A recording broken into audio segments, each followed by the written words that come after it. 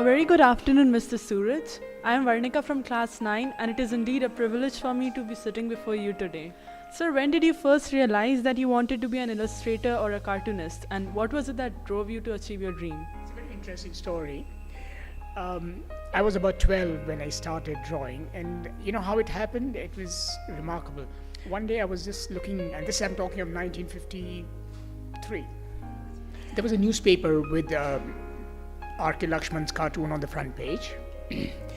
And I was just sitting there and I watched that picture, the cartoon that was on the front page, and I said, hey, let me try and see if I can copy that. And I did copy it, and I thought it came out quite well because when my brothers and sisters came around, hey, that's very nice. So that gave me that little spark of encouragement. And ever since then, that is, I'm 77 now, so for all these years, I've been drawing cartoons. So that's the background. Yeah, in fact, R.K. Lakshman happens to be one of the favorite authors of Indian subcontinent. Yeah. So there are a lot of young people in our country who are very creative, but somehow they don't get to display their creativity due to a lot of pressures. So what advice would you give to such young aspirants? A very simple advice. There are two things in life. One is a profession and one is a passion. Okay? If your passion is such that it can become your profession, you're made. Because suppose you're very fond of maths and you become a maths professor, so your passion and your profession are the same. But oftentimes, like especially if you're in the other creative things like painting, or in my case cartooning, or music, or just say plain hiking or writing poetry, those things are not going to get you a job. So what you need is a job, that means a profession. But just because you're doing a job doesn't mean you must give up your passion. Your passion must follow you right through your life. And if you're lucky like me, one day I gave up my profession, took up my passion. So I've been now 40 years I did my profession, 40 years I'm going to do my passion. That's the background. Yeah, in fact, passion and profession go hand in hand, and that's when success follows you. And the main thing is that even while you're doing a profession, nurture your passion. Don't give it up. Doesn't matter, you're under a lot of pressure in your profession. You have, once you get married, you have a family, you have to pay the bills, you have to pay the rent. But that should not take away from spending time in nurturing your passion. Sir, you have authored several books, and how did you take to writing? And who is your favorite author? Actually, I'm not much of a writer in the sense that my books are not necessarily, text-based. They're mostly cartoon and illustration-based. And the text that I use is to complement the visual that I have in the book. The only book that perhaps is a little different is the fourth book that I did, which is Rhyme Time in India, where in addition to writing, I also like to create rhymes, not poetry, but just rhymes. But rhymes to express social and political thoughts.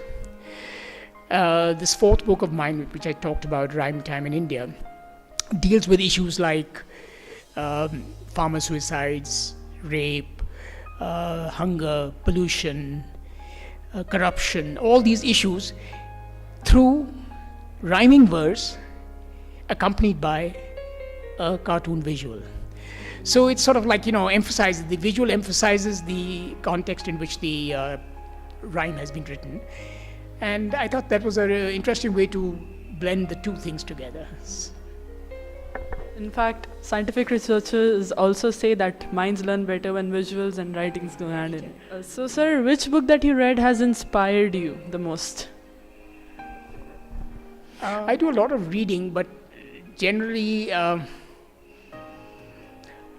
I wouldn't say any, because in my passion as a cartoonist, there are not many books that I could refer to really. So it's more of the visual images by either R.K. Lakshman, Mario, all these famous cartoonists. They inspired me, and the books that I perhaps referred to were their books, not necessarily something with literature.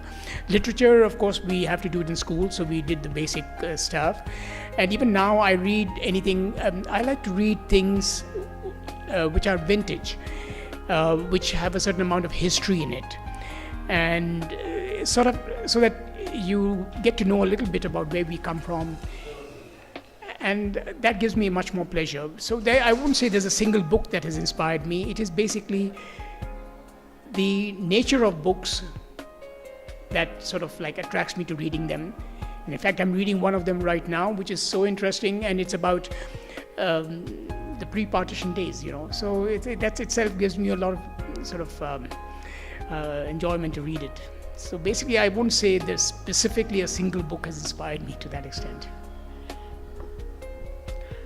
Sir, in India, we believe that freedom of expression is very supreme, and all of us get the freedom to express ourselves. So do you think that it is followed, or is it just a myth? That's a very interesting question, and especially for cartoonists. You've read about recent incidents a couple of years ago when a cartoonist was arrested and put in prison because of something he drew and people didn't like it. And so now the question comes with freedom of expression. Yes, it's definitely a very important thing, but with freedom comes responsibility. Okay, unbridled freedom can lead to anarchy. We don't want that. So as I said, freedom comes with responsibility, and as a cartoonist, I have actually learned it the hard way.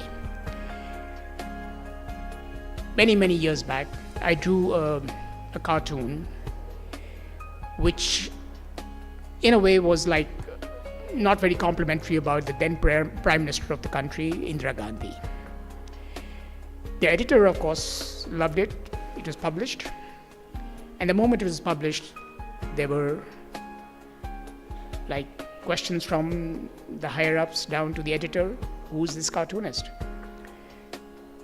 And you see, I draw my cartoons under a pseudonym, SK.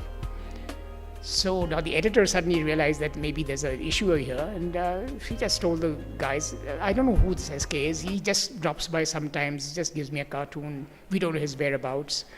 So that diffused the situation. So you have to be a little careful. So then that was like a wake-up call for me, which told me that, look here, you have to lay down your limits. And nobody can lay down the limits for you. You have to do it yourself. You have to draw your Lakshman Rekha. This is it. I can't go beyond that. So it is like self-regulation rather than, somebody else telling you can do this or you can't do that. Because that is my freedom of expression. But I must also ensure that this freedom comes with a certain amount of self-restraint and a limit. So, sir, how was your experience in our school today? I loved it. I really loved it. In fact, I was not even aware that such institutions exist in Pune. In fact, it was my first visit to Chinchwad. So it's not only to the school, but to this. So one doesn't realize how we have such wonderful institutions. And what I like best is the spirit that I saw in the children I interacted with, and the energy that I saw in all these performances on the stage.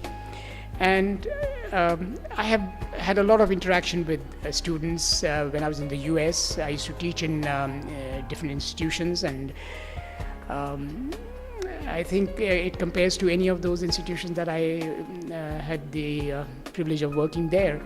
And I'm absolutely astounded at the facilities you have, and the infrastructure that you have, and the quality of people that are in charge of this place. It's been a wonderful experience for me.